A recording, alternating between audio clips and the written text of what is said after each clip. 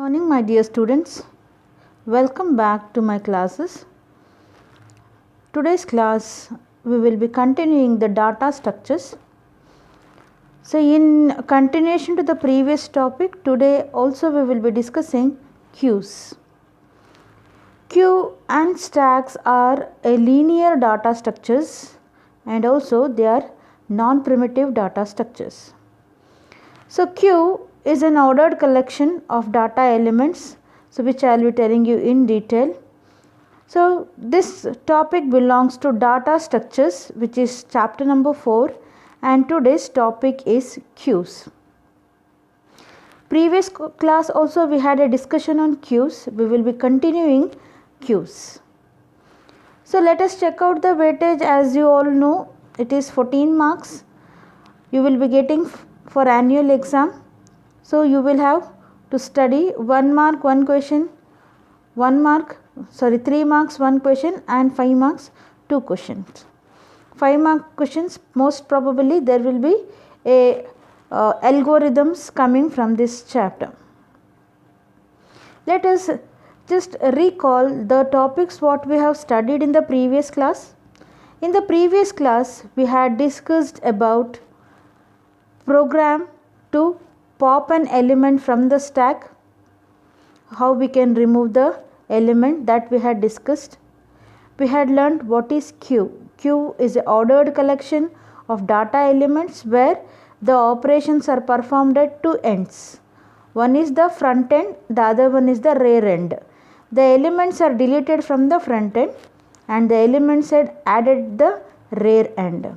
Whereas in stack, all operations are limited to one end, but queues allows operations at two different ends. And also queue works on FIFO ordering. FIFO is first in first out, which means the first element added to the queue will be the first element to be deleted from the queue. We had also had a discussion as to the different types of queues available. The different types of queues available are include simple queues, circular queues, priority queues and DE queues or double-ended queues. Today's class we will be discussing the memory representation of queues. Queue.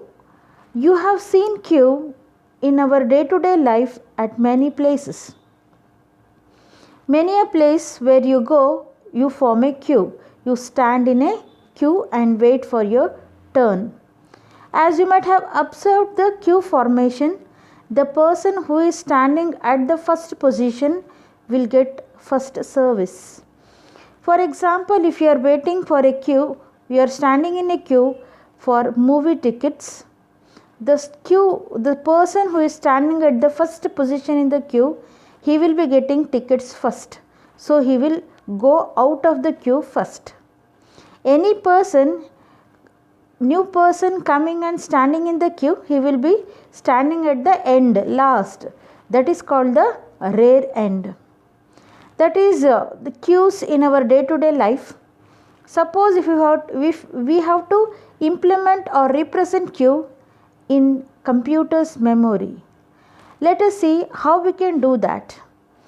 So let us discuss memory representation of queue using, one moment, sorry for the interruption. A memory representation of queues in memory. The queues in the memory can be represented in two ways. So if we have to, queue in computer's memory is nothing but a collection of data elements. If we have to represent these data elements in a queue in the memory, we are using two types, that is arrays and linked list. We can use arrays to represent queues as well as we can use linked list to represent queues in the memory. The two methods that can be used to represent queues in computer's memory is using arrays. The other one is using linked list. Arrays. As arrays has fixed size, If you are creating a queue, you can create a queue with the fixed size where you will not be able to change the size during the execution time. Therefore, if you are representing a queue using an array, it is called as static representation. And there is another way using which we can represent queues, that is linked list.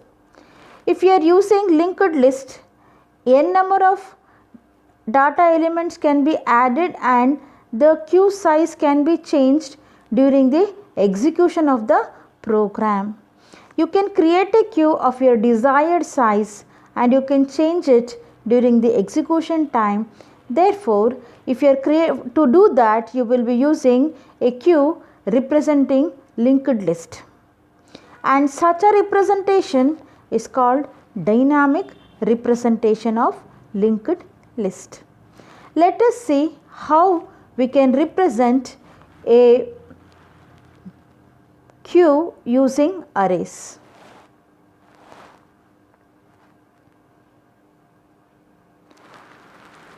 So, we are representing a queue in memory using arrays, that is memory representation of a queue using arrays.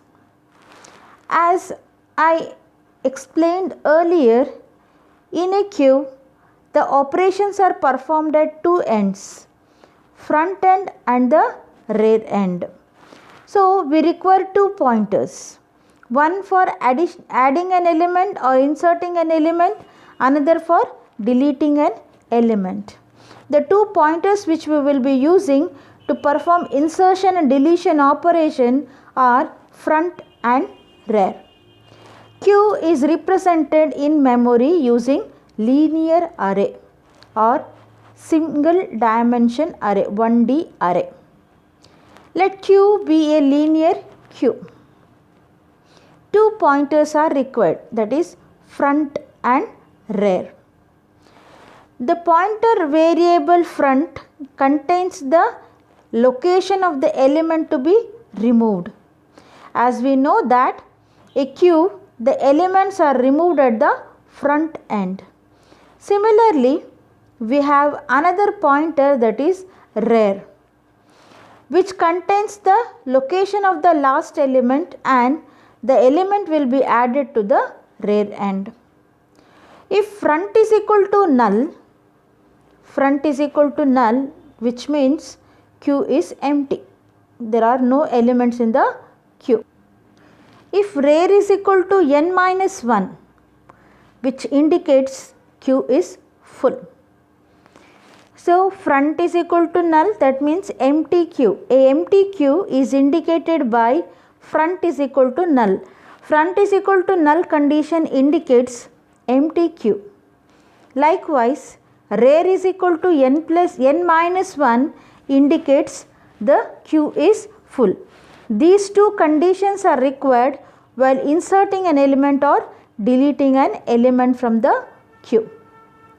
Let us see the memory representation of queue using an array. As you can see, front is equal to 1 and rear is equal to 4 and there are 4 elements in the queue. In case if you want to add E will be added after D, that is at the 5th position. As rear is pointing to 4th position, which is the rear end where D is stored. Now I want to add E. I want to enqueue or add an element or insert an element to the queue and the element will be inserted at the rear end. Therefore, as rear is pointing to 4, now, so rear is pointing to 4, now we have to increment rear is equal to rear plus 1, so that rear will become 5 and we are adding E to the rear position. E will go to Q of rear. So, Q of rear is 5, so E will come to 5th position. So like this we can add an element. Whenever a element is added, rare is incremented by 1. So as you can see, rare was 4 and now we have added an element, and before adding an element we need to increment rare by 1. Therefore, so rare will become 4 plus 1, 5. So there are A, B, C, D and E. If another element has to be inserted, that will come after E, that is at the 6th position. So rare will be incremented and then the element will be added. Similarly, you can see if you have to delete an element. So we can see here in the previous example there was A, B, C, D. Now Q of front, we are taking the element which is at the front position. Earlier front was 1 and that we are taking the element and then we are deleting it, and front has been changed to 2. The new front is 2 because we have deleted A. So which is called DQ operation. So the new front is 2, that is B. A has been deleted from the Q. So this is how we can remove an element from the Q. Now let us see the memory representation of a queue using linked list. So queues can also be represented using linked list. In queues, which is also called as the dynamic representation, queues an item should be inserted at the rear end and the item should be removed from the front end. Therefore, we were using 2 pointers, that is front and the rear. So front always refers to the first node and the rear refers to the last node. Let us check this out with this example. Let us see how a queue can be represented using a linked list. In the example you can see, so front is pointing to the first node. If a element has to be deleted, the element deleted would be 50. As we know that the data elements are deleted at the front end of the queue. Similarly, if a new element has to be added, it will be at the rear end, that is after 20, because in a queue the elements are added at the rear end of the queue.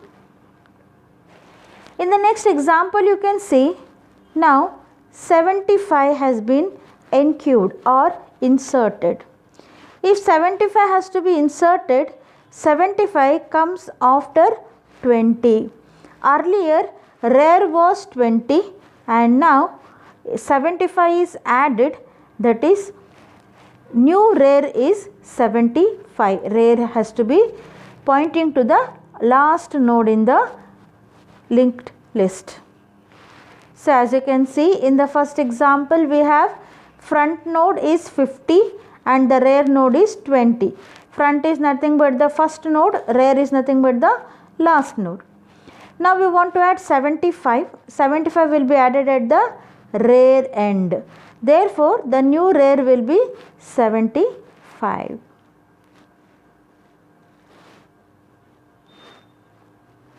Suppose we want to delete an element. As we can see, there are 4 elements.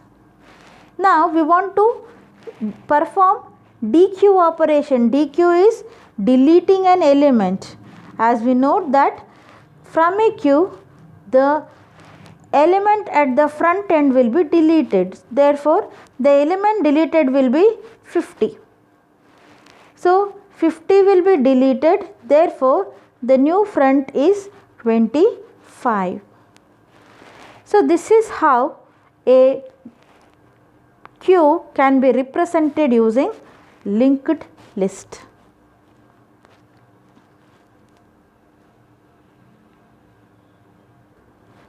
Let us study the different operations that can be performed on queues. It is a 5-mark question. You can expect this question. What is queue? Write the different operations that can be performed on queues, which is quite easy. The first operation performed on queues is queue. Queue, what does this operation do? This operation creates a new queue which is empty. Queue, the job of queue is to create a new queue, and there will be no elements in that. It will be a new, that is empty queue will be created. The next operation that can be performed on queue is enqueue. Enqueue followed by an item. Item is the data value which will be inserted to a queue. Enqueue adds a new data element, and the new data element is added at the rear end of the queue. So generally in stacks we refer it as push operation. Push is adding an element. So here enqueue is generally adding an element to the queue. So this is about the enqueue operation. Next, let us discuss the other operations that can be performed on queues. The next operation that can be performed on queue is dequeue. Dequeue is opposite to enqueue, that is the elements are removed from the queue. It's like popping the elements from the stack. Here the elements are removed from the queue at the front end. Next is empty. Is empty. It checks whether the given queue is empty. If the queue is empty, it returns true. Otherwise, it returns false. Is empty returns a Boolean value, that is true or false. If the queue is empty, it returns true. Otherwise, it returns false. At any given point of time, if you want to know what is the size of the array, that is how many elements are stored in the array, we will use size. Size is the operation that returns an integer value. That integer value is nothing but it shows us the total number of elements present in the queue. You may create a queue for 100 elements, but you are storing only 10 elements. Size of the queue is 10. That means it gives us the number of items, data items exist in the queue.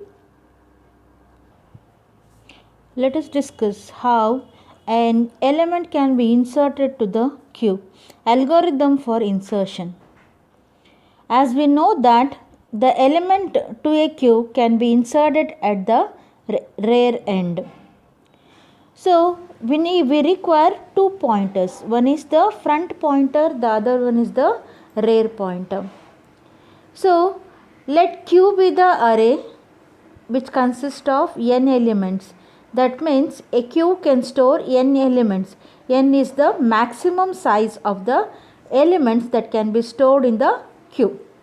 Front, it is required as we need to know whenever we have to delete an element, the element will be deleted at the front end.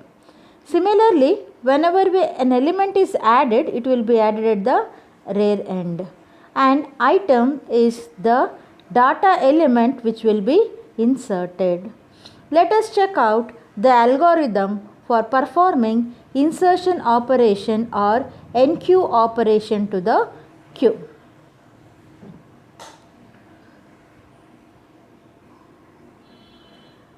As you can see, step 1, we are checking for the overflow condition. As said earlier, we are creating a queue for n elements, which means queue can store n elements. If n is equal to 5, it is possible to represent 5 elements in the queue. So as the index starts from 0, the last index will be 4, that is n minus 1. As we are using a linear array to represent a queue where the first element is always inserted at the 0 index and the last index is always n minus 1. If rare has reached n minus 1, that means we are pointing to the last element in the queue. There cannot be new elements inserted. Such a situation is called overflow condition. In step 1, we are checking if rare is equal to n minus 1. If rare end has reached n minus 1, why are we giving n minus 1? Because we are creating a queue for n elements. That means if n is equal to 10, we are creating a queue for 10 elements. As the index starts from 0, the last index is n minus 1. Therefore, we are checking the overflow condition by checking the rare. Rare is equal to n minus 1. If rare has reached n minus 1, then there is no space available for the new element. So, we will print overflow, queue overflow, and we exit. The control exits. In step 2, if front is equal to null, so when will be front null?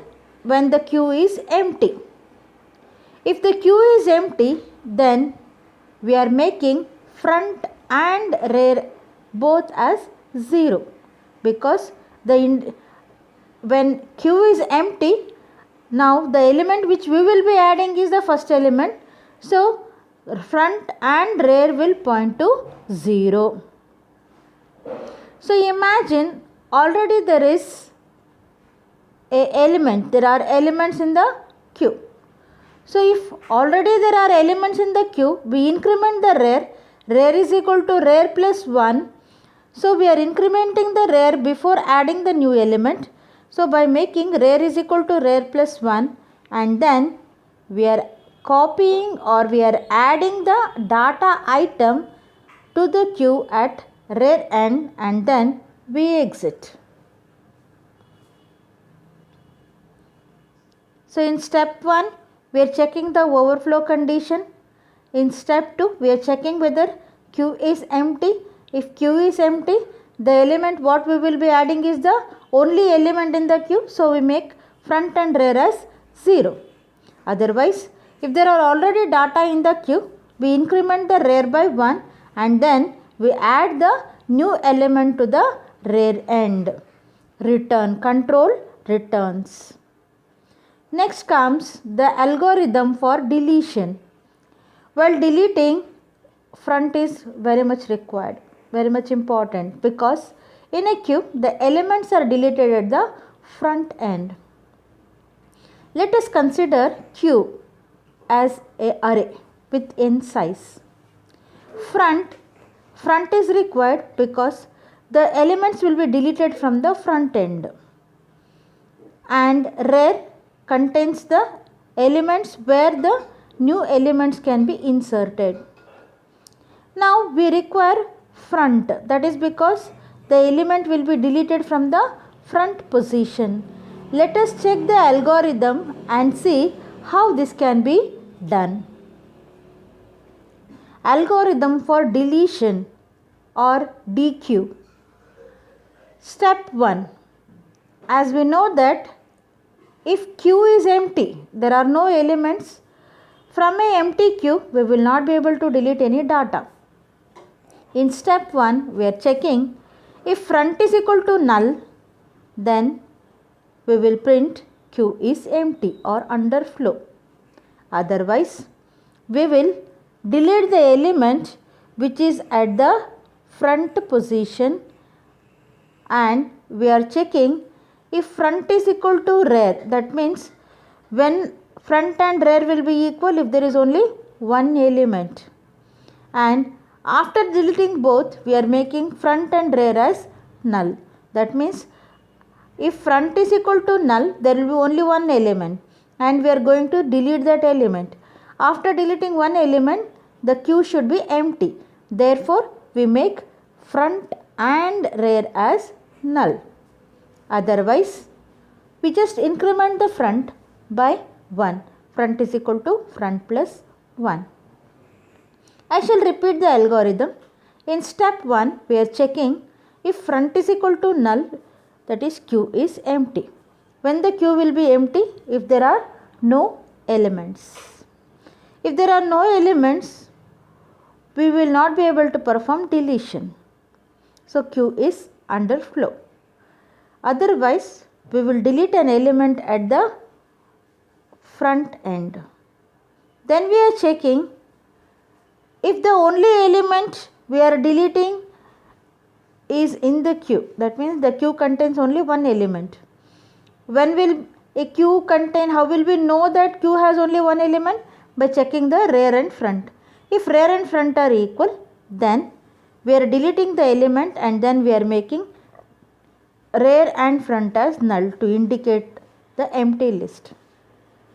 Otherwise, we are incrementing the front and then we are returning to the main program.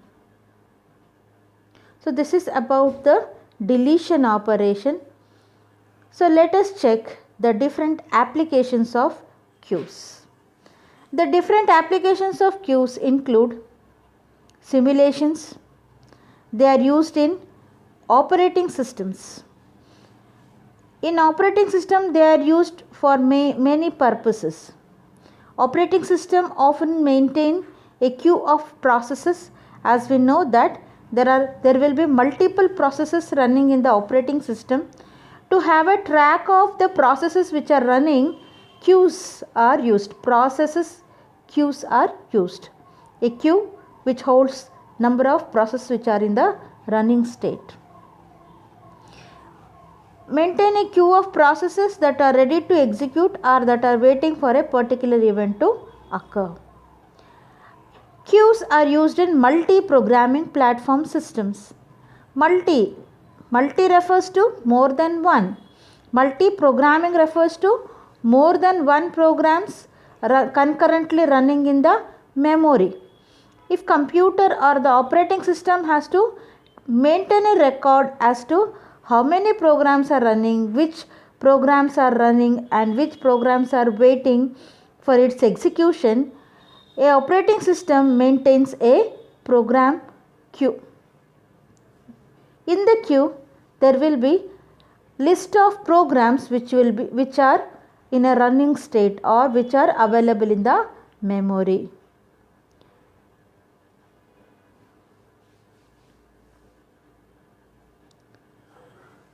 The queues are also used in scheduling algorithms, and they are used in the techniques such as round robin technique, where there are multiple processes waiting and the CPU time is allotted one by one.